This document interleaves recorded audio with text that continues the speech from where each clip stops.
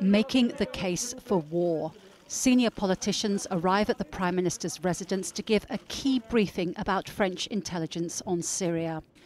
The government wants to convince members of parliament from across the political spectrum that France should intervene. It's a tough sell. On the 21st of August, President Bashar al-Assad's regime used chemical weapons to oppress the Syrian people. Nobody denies the reality. UN inspectors and the evidence that we have gathered allow us to hold the regime responsible. This act cannot remain unanswered.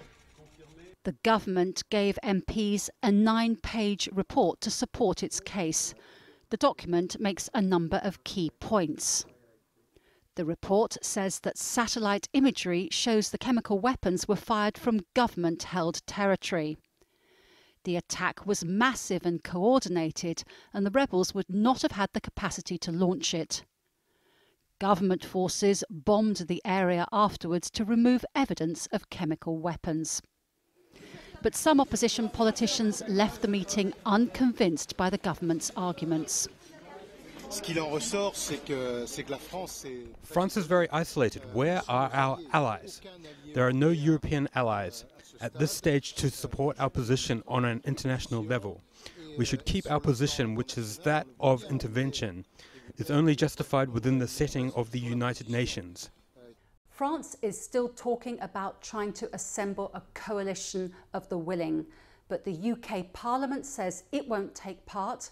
Germany and Canada have ruled themselves out, and we still don't know the position of the United States.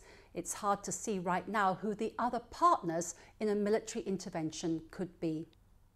And speaking in Brussels, the Secretary-General of NATO ruled out involvement of the alliance. If a response to what has happened in Syria were to be a military operation, I would envisage a very short, measured, targeted operation. The French Parliament will debate the Syria crisis on Wednesday, but there will be no vote on military action. That decision lies with the president alone, and right now he looks like a leader who is paralysed. Jacky, Rowland, Al Jazeera, Paris.